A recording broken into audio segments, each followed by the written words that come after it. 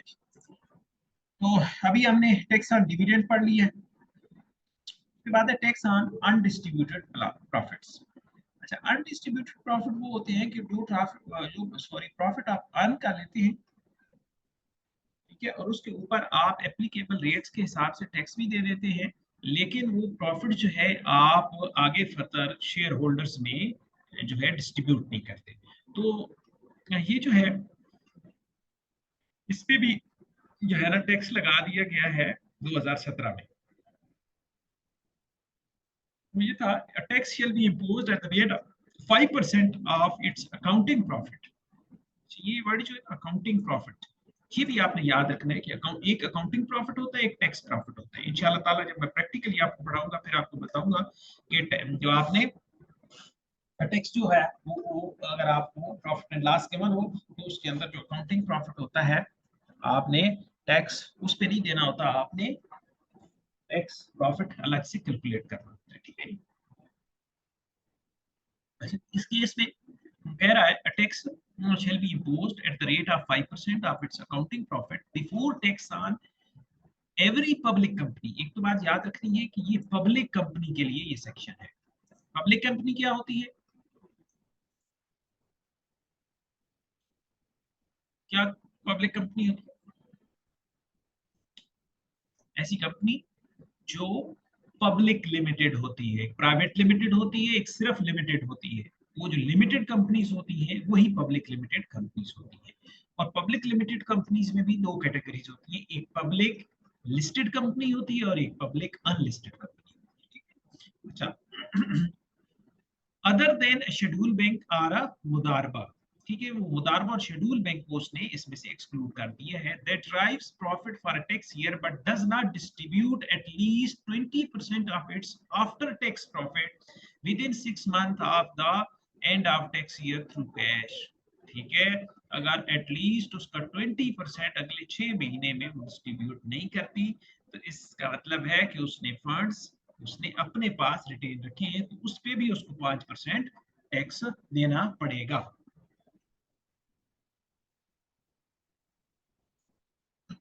बस इसकी बहुत आगे डिटेल में नहीं आते।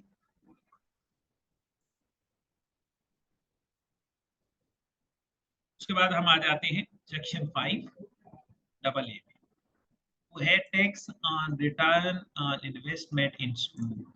ये मैडम काजी का सवाल भी था कि ये जो स्कूल क्या होते हैं, तो ये बेसिकली स्कूल से जो आपको रिटर्न आता है, जो प्रॉफिट आता है, उसके ऊपर टैक्स किस तरह होता है।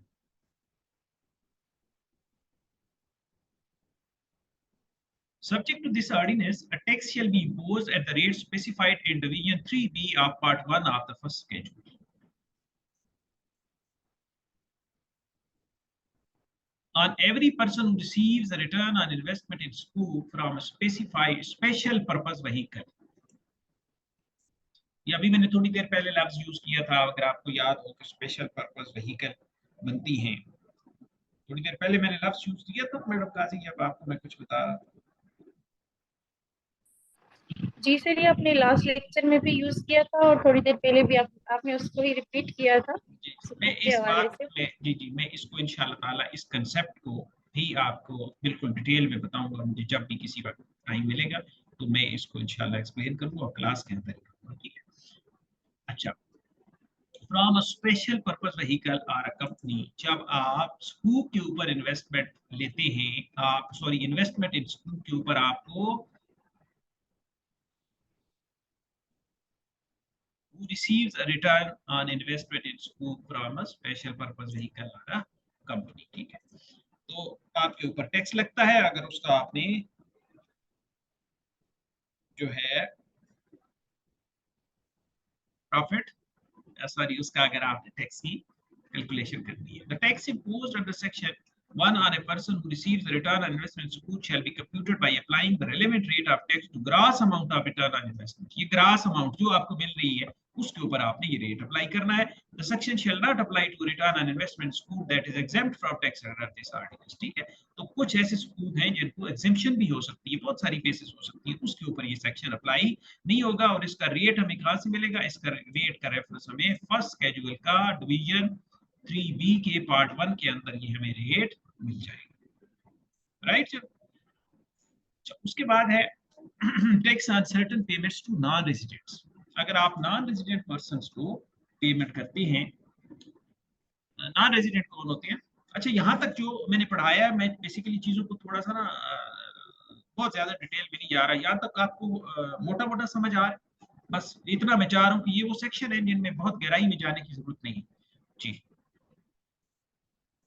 For the sake of general understanding ये ठीक है, इतनी समझ आ रही है आपको?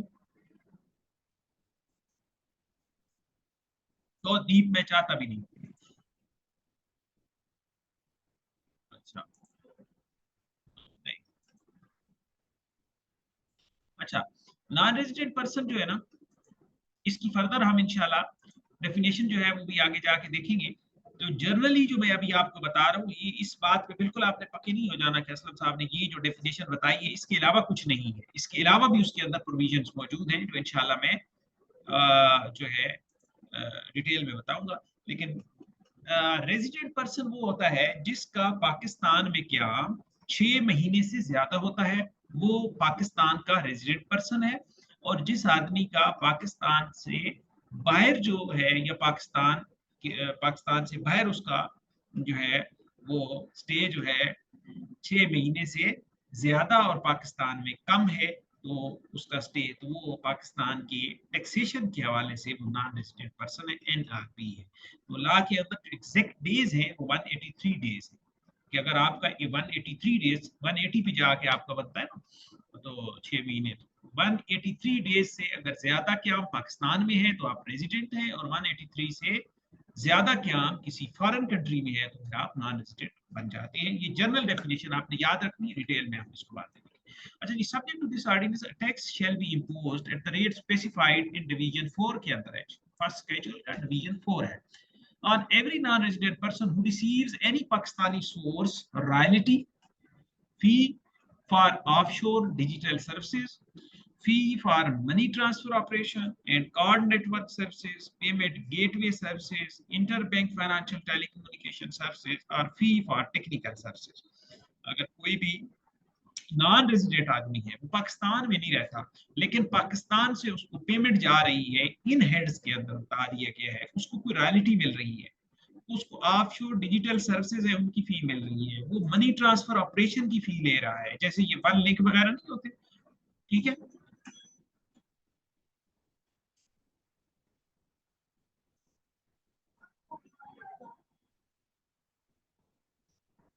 एक मिनट रुक दीजिए.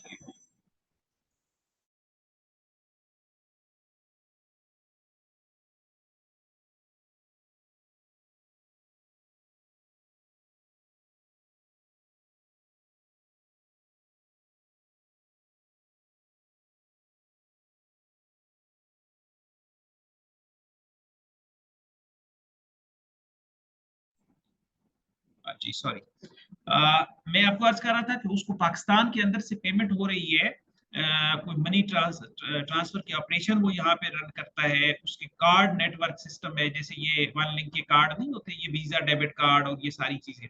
उसके बाद है पेमेंट गेटवे सर्विसेज है, इंटरबैंक फाइनेंशियल टेलीकम्युनिकेशन सर्विसेज है, ये जो TT वगैरह नहीं होते इसके लिए होती हैं, ये सारी टर्मिनोलॉजीज है, ये थोड़ी सी मुश्किल है.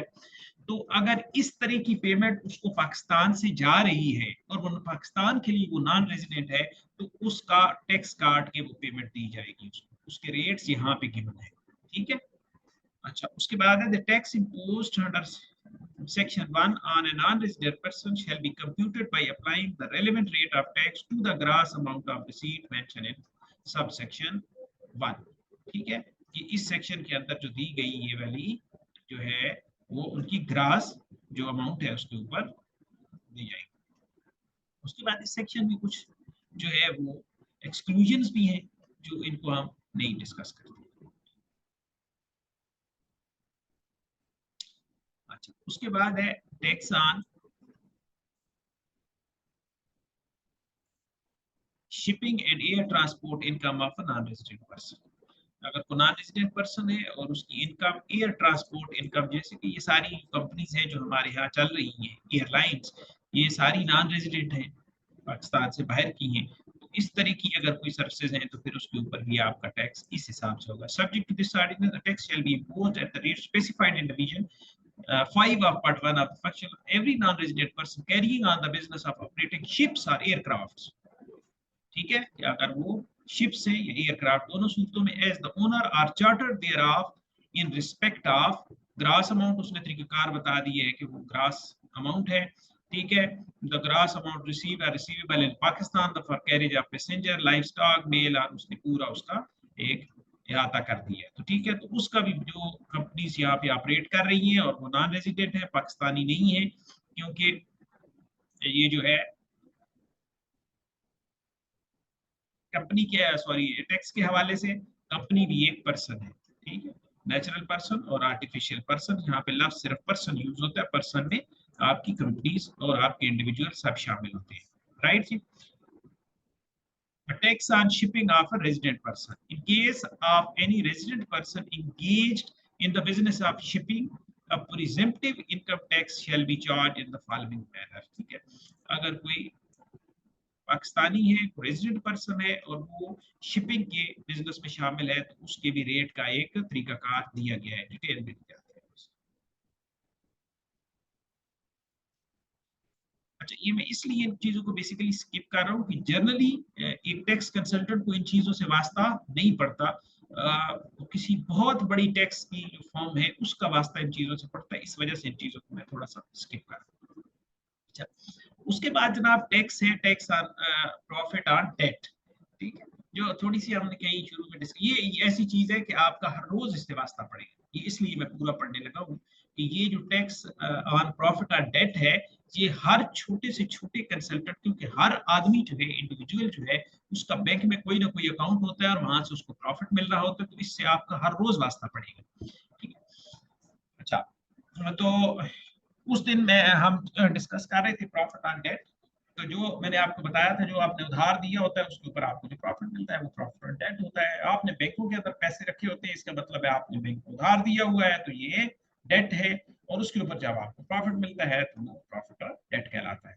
अच्छा जी, subject to this ordinance a tax shall be imposed at the rate specified in division 3A of part 1 of the first schedule on every person other than a company, company इसमें नहीं है, who receives a profit or debt from any person mentioned in class A to D of subsection 1 of section 151।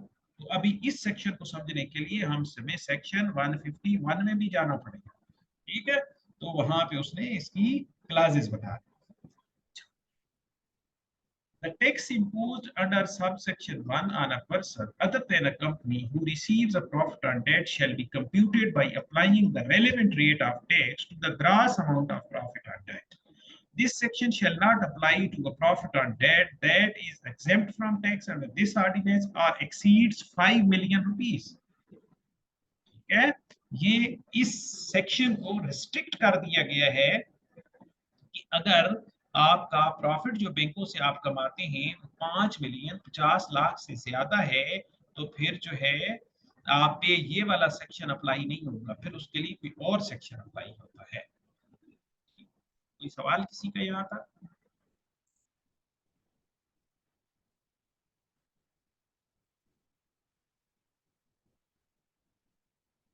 Ji repeat कीजिएगा।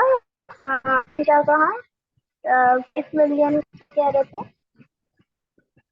मुझे समझ कोई नहीं आई, आपने क्या बोला? हाँ, 5 मिलियन का जो आपने लास्ट कहा ना, वो रिपीट कीजिएगा, प्रॉफिट पे जो आप कह रहे थे। मैंने कहा है कि this section shall not apply to a profit और डेट, ये दो उसने बातें बताई हैं कि एक्सीड्स 5 मिलियन, आपका साल का प्रॉफिट जो बैंक से आपको आता है।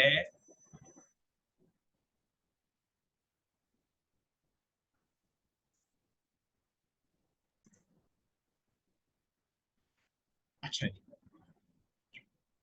तो ये मेरे ख्याल बात हमारी कंप्लीट हो गई थी कि अगर 5 मिलियन से एक्सीड होगी आपकी जो प्रॉफिट ऑन डेट है जो आप बैंकों से लेके, उसकी ट्रीटमेंट डिफरेंट है। और 5 मिलियन जो है अगर 50 लाख से नीचे नीचे होता है तो उस पे ये वाला सेक्शन जो है 7B जो है ये अप्लाई होता है। ठीक है, अगर इससे एक्सीड करता है तो फिर हमें इसको मिला के पढ़ना पड़ेगा सेक्शन 151 के साथ।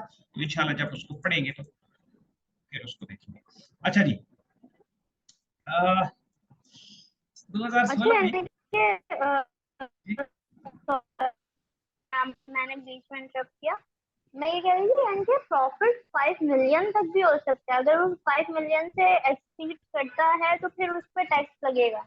वैसे तो टैक्स में नॉर्मल प्रॉफिट पे नॉर्मल टैक्स होता है कि 13% है या 15% है, ये बात नहीं लेकिन है अगर बेटा, 5 मिलियन से अबव होगा तो उस पे ये वाला टैक्स।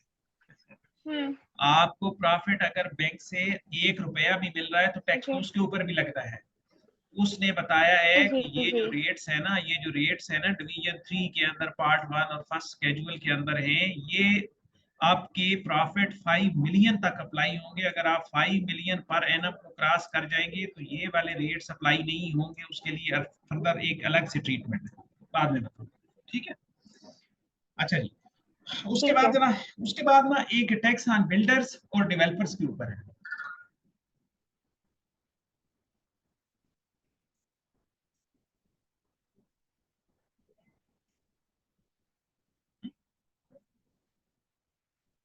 ये तौर पे अच्छा, तो मैं इसमें अर्ज कर रहा था कि 2016 में ये बिल्डर्स और जो डेवलपर हैं उनके लिए ना उन्होंने 2 सेक्शन डाले थे, 7C और 7D जो है। तो इसमें इनका उन्होंने मैकेनिज्म दिया है कि profit or gain for driving income from the business of construction and sale of residential, commercial or other builders at the rate specified। तो उनके लिए उन्होंने अलग से एक सेक्शन दे दिया है, लेकिन उसके लिए आपको ना बिल्डर या डेवलपर जो है अपने आप को टैक्स अथॉरिटीज को तो नहीं पता कि आप बिल्डर हैं डेवलपर हैं क्या है, तो उसके लिए आपको ना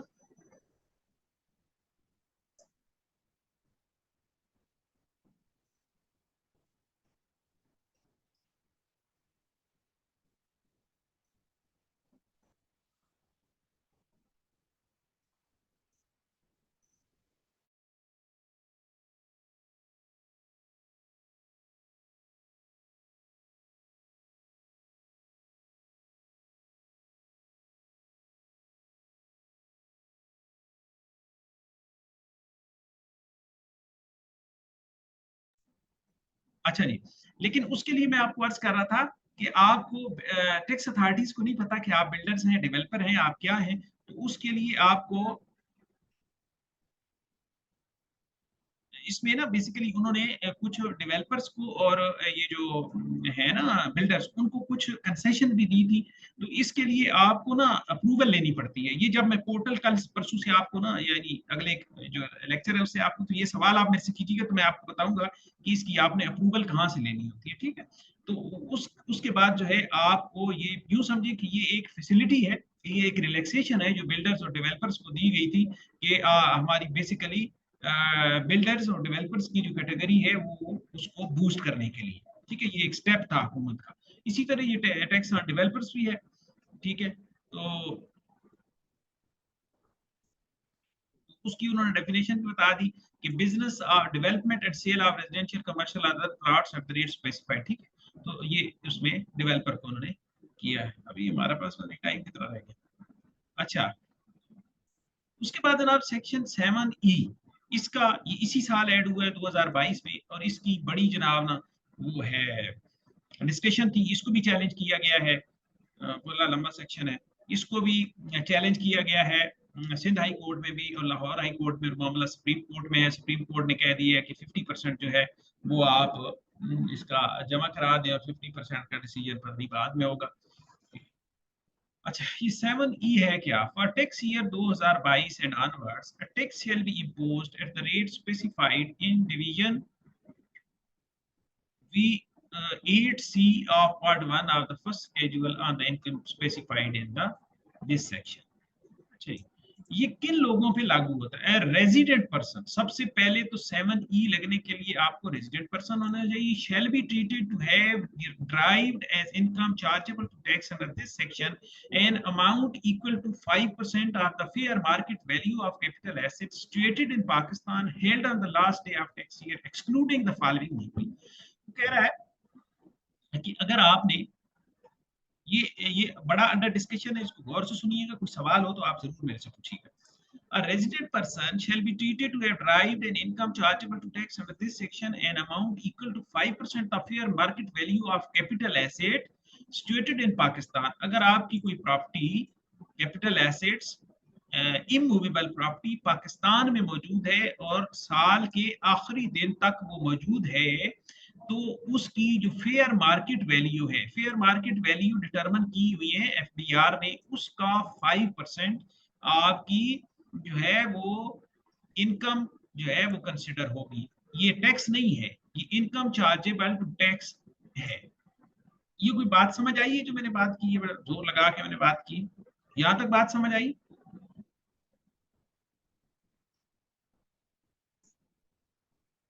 नहीं, कोई नहीं।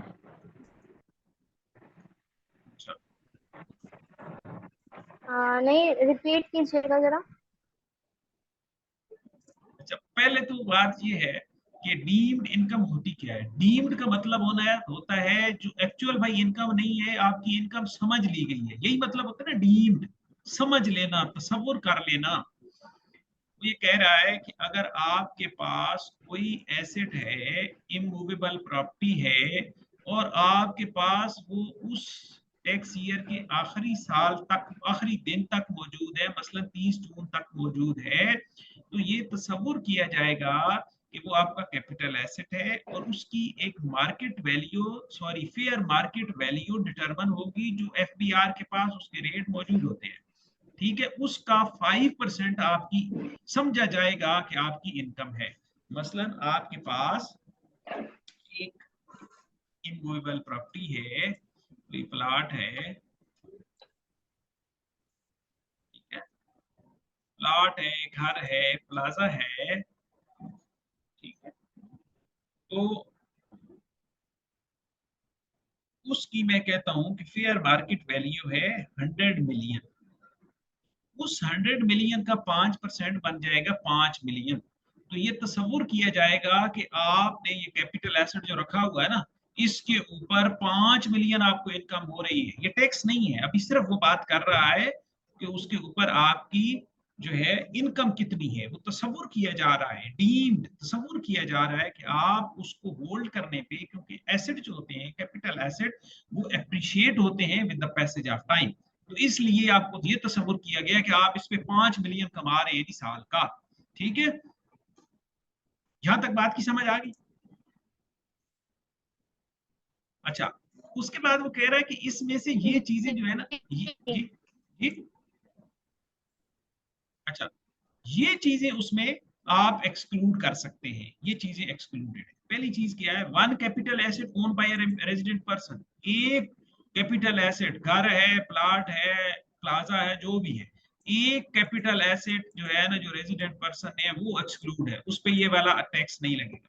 दूसरा क्या है, self own business premises from where the business is carried out by the person appearing on the active taxpayer list at any time. वो कहता है कि आप एक्टिव टैक्स पेयर लिस्ट पे भी हैं, आप फाइलर भी हैं, और आपका जो बिजनेस है जहाँ पे आप करते हैं वो सेल्फ बिजनेस जो है, सेल्फ ओन बिजनेस प्रेमिसेस है, तो वो भी इस कैटेगरी में शामिल नहीं है। तीसरी वो कह रहा है कि आपके पास एग्रीकल्चर लैंड है जहाँ पे आप जो है एग्रीकल्चर एक्टिविटीज करते हैं, excluding farm house and land annex thereto. Farm house इसमें शामिल नहीं है, तो वो वाली लैंड भी इसमें से एक्सक्लूड है। उसके बाद है capital asset allotted to a शहीद आर डिपेंडेंट्स ऑफ शहीद belonging to Pakistan arm forces. ठीक है, जो पाकिस्तान आर्म फोर्सेस का अगर कोई शहीद है और उसके लवाहिकीन है, उनको कैपिटल एसेट दिया गया है, तो वो भी इसमें शामिल नहीं होगा। उसके बाद है a person or dependents of the person who dies while in the service of Pakistan armed forces or federal or provincial government। अगर उनको मिला है तो वो भी शामिल नहीं होगा। वार बाउंडेड जो होते हैं, गाजी होते हैं, उनको कोई मिला है वो भी नहीं होगा। Ex serviceman, service personnel of arm forces और ex employees, service personnel of federal, और उनको अगर कोई मिला हुआ है तो वो भी इसमें शामिल नहीं होगा।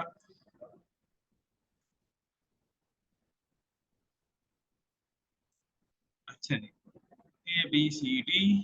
उसके बाद जनाब ई है, any property from which income is chargeable to tax under the ordinance and tax levied is paid thereon. वो कहता है कि कोई ऐसी प्रॉपर्टी है जिस पे ऑलरेडी जो चार्जेबल टू टैक्स है, यानी उसको रेंट की मद में आप टैक्स दे रहे हैं, वो भी इसमें शामिल नहीं होगा। उसके बाद वो कहता है कि capital asset in the first tax year of acquisition where tax under section 236 K has been paid. अच्छा, यहाँ पे एक बात याद रखिए कि प्रॉपर्टी की सेल परचेज के ऊपर दो टैक्स लगते हैं, एक 236C होता है, एक 236K होता है। अगर कोई प्रॉपर्टी आप सेल करते हैं तो उस पर 236C होता है, और अगर आप प्रॉपर्टी परचेज करते हैं तो उस पर 236K होता है। कह रहा है कि कोई ऐसा एसेट जो आपने इसी साल लिया है और उसके ऊपर आपने 236K भी पे किया, तो इस साल उसके ऊपर आप 7E का डीम्ड इनकम का टैक्स नहीं देंगे। Where market value of the capital asset is in aggregate excluding the capital asset mentioned in clause ऊपर does not exceed rupees 25 million। ठीक है, वो कह रहा है कि अगर आपका ये सारे एसेट जो बताए गए हैं, ये सारे जो हैं उनकी टोटल जो वैल्यू है, ठीक है, ये एक्सक्लूजन के बाद उसकी 25 मिलियन से इंक्रीज नहीं होती, तो फिर भी आपके ऊपर ये डीम्ड इनकम वाला टैक्स नहीं लगना। अच्छा, उसके बाद एक और एक्सक्लूजन है कि capital asset own by provincial government या लोकल गवर्नमेंट के हैं, वो भी इसमें इंक्लूड नहीं होंगे। लोकल अथॉरिटी, डेवलपमेंट अथॉरिटी के होंगे, वो भी इसमें नहीं होंगे। अच्छा फिर उसने may include or exclude any person of in this section capital asset means property of any kind held by person where are not connected with business but does not include। ये उसने फर्दर एक उसकी definition दे दी है कि capital asset में ये चीजें नहीं होंगी। ये सारी चीजें अगर हम पढ़ें तो इससे रिजल्ट्स ये निकलते हैं कि ये सेक्शन सिर्फ जो है हमारी जो प्रॉपर्टी है, इमूवेबल प्रॉपर्टी है, ये उसके लिए बनाया गया है। अच्छा, तो यहाँ तक ये पूरा सेक्शन कुछ समझ आ गया, कुछ अंदाजा हो गया आप?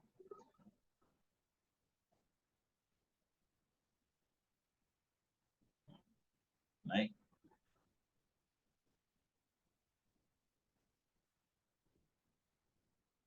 जी जी। अच्छा, इसमें जो रेट है डीम्ड इनकम का वो इफेक्टिवली 1% है। 1% कैसे है वो मैं अभी आपको बताता हूँ।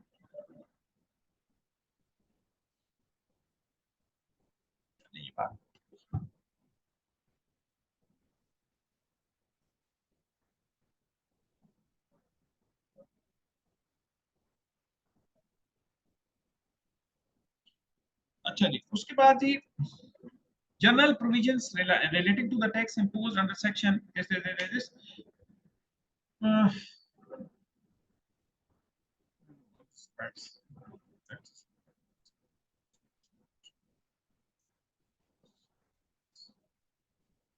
सारी ऐसी चीजें हैं, ये इनको ख्याल टच करने की जरूरत है। अच्छा जी, इस तरह हमने ना अभी तक जो है वो एक इंट्रोडक्शन जो था वो कंप्लीट कर लिया है इनकम टैक्स ऑर्डिनेंस का।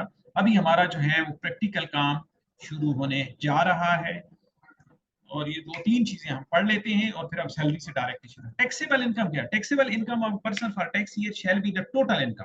टैक्सेबल इनकम का मतलब ये है कि आपकी पूरे साल में जितनी इनकम हो रही है, ठीक है, reduced but not by the total of any deductible allowances under this। Taxable income से मुराद है कि आपकी टोटल इनकम और उसमें से जो है वो डिडक्टेबल अलाउंसेस लेस करने के बाद जिसके ऊपर आपने लाइबिलिटी कैलकुलेट करनी है, वो आपकी टैक्सेबल इनकम है।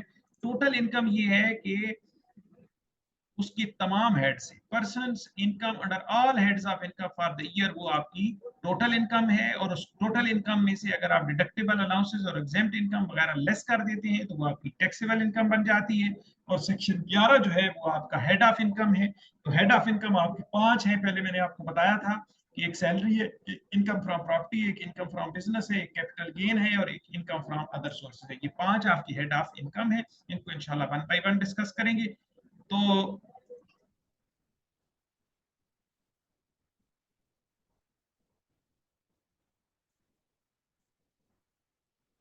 subject to this ordinance, income of person under head of income for the tax year shall be the total income, total of the amounts derived to the person in the tax year that are chargeable to under the head as reduced by the total deduction. ठीक है, subject this ordinance the total deduction की बात हो रही है. Loss for the tax year shall be dealt with in accordance with itne. The income of the resident person under head of income shall be computed with it. अच्छा जी, तो यहाँ तक जी हमने कंप्लीट कर लिया. अभी पार्ट 1. पार्ट 2 आपका head of income है. सबसे पहला सैलरी.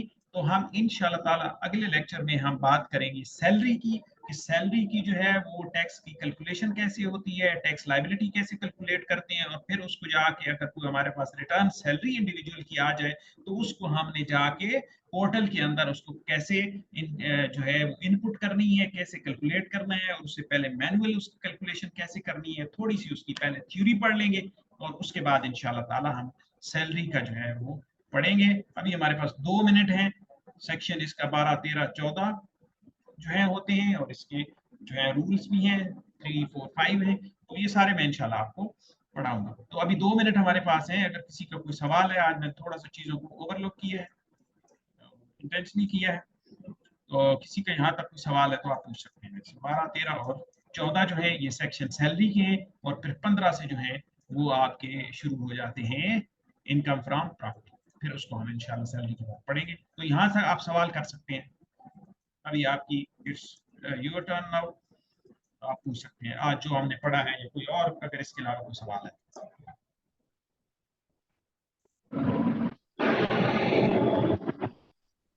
जी अस्सलाम वालेकुम सर. जी भाई साहब.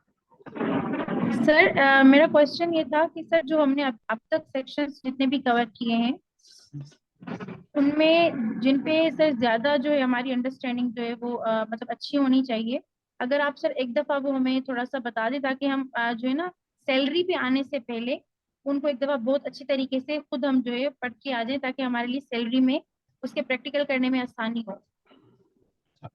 आपका सवाल ठीक, सवाल खत्म हो गया आपका? जी सर. अच्छा, अभी मेरे से दिल की बात पूछते हैं और मेरे से सच्ची बात पूछते हैं. ये जो मैंने आप अभी तक आपको पढ़ाया है, ये शायद आपको रिटर्न्स फाइल करने और टैक्स कंसल्टेंसी के लिए उस तरह जरूरत नहीं है. ये सिर्फ मैंने आपको बेसिकली एक आदत डाली है कि आपने पढ़ना कैसे है, आपने रेफरेंस कैसे ढूंढते हैं. आपके लॉ को ये नहीं है कि इनकम टैक्स ऑर्डिनेंस आप उठा लें, आपको पता ही ना हो कि आपने पढ़ना कैसे है.